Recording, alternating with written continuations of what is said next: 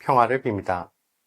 지난 영상에서는 찬미받으소서 회칙 반포 10주년을 맞아 회칙에 대해서 다시 한번 이야기해보자는 취지를 말씀드렸습니다. 오늘은 먼저 이 질문으로 영상을 시작해볼까 합니다.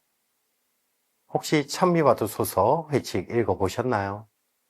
아마 찬미받으소서 회칙을 저보다도 더 잘 알고 계신 분도 계실 것이고, 읽어보기는 한 분도 계실 것이고, 또는 읽었지만 내용은 기억나지 않으시는 분도 계실 것이고, 또 읽어보지는 않았지만 여러 강의나 기회들을 통해서 회칙에 대해서 많이 접해보신, 그래서 회칙에 대해서 조금은 알고 계신 분들도 계실 것입니다.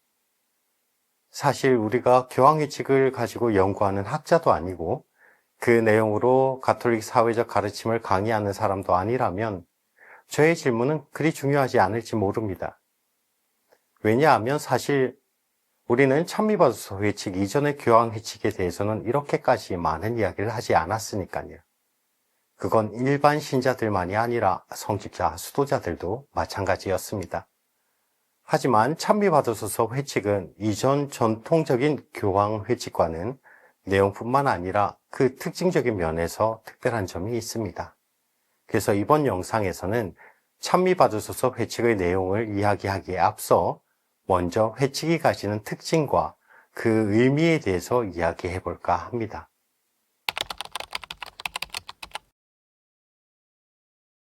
먼저 찬미받으소서 회칙은 수신자가 이전 회칙들의 수신자들보다 범위가 확대되었습니다. 원래 교황의 회칙을 영어로는 엔시클리클이라고 부르는데 이는 회람 서한을 의미합니다.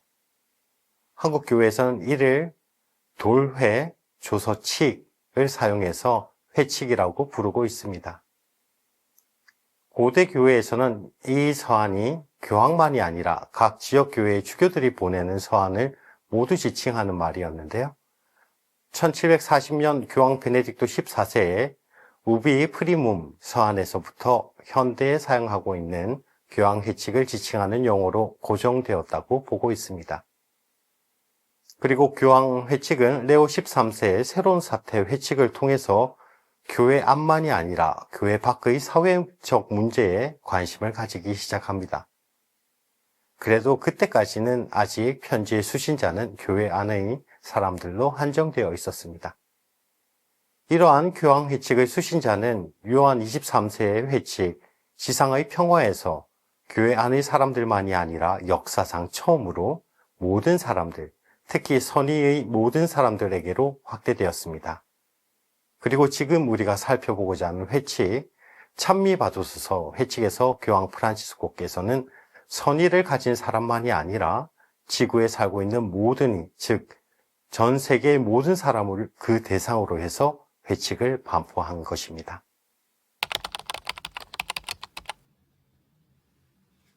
찬미받으소서 회칙은 사용된 언어에 있어서도 이전 회칙과 차별성이 있습니다. 전통적으로 교황 회칙은 거의 대부분 라틴어로 작성되었거나 특정 지역과 관련된 회칙일 경우에 하나여 지역 언어가 사용되었습니다. 하지만 찬미받으소서 회칙은 라틴어가 아닌 이탈리아어로 먼저 작성되었습니다.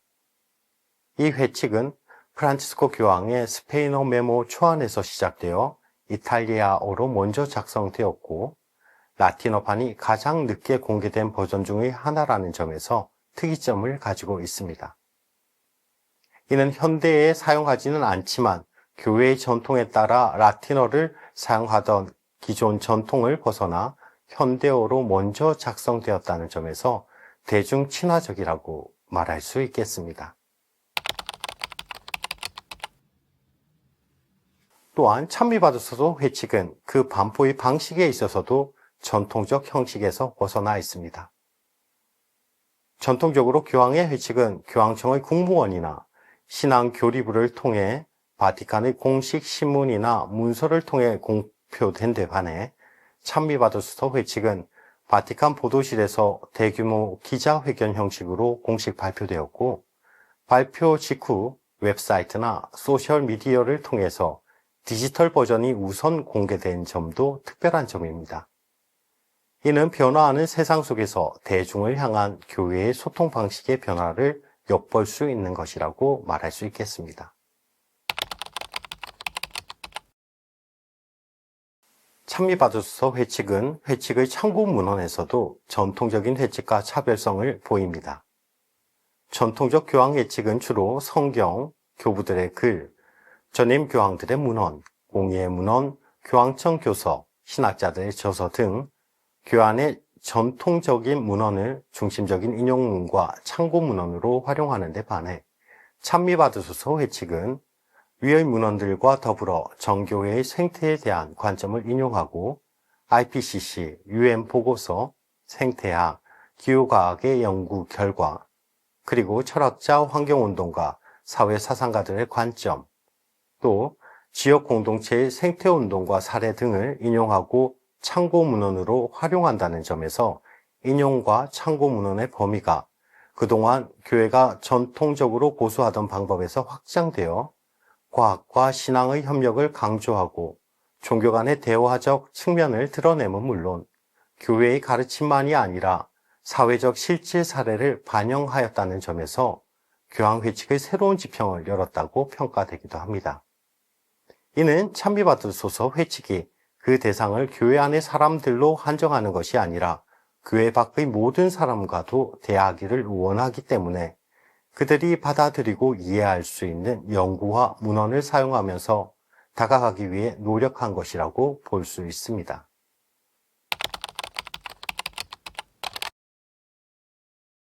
마지막으로 찬미바두소서 회칙은 글에 사용된 문체에 있어서도 이전 회칙들과는 다른 측면이 있습니다. 혹시 가톨릭 사회교리에 대해서 들어보셨는지 모르겠습니다.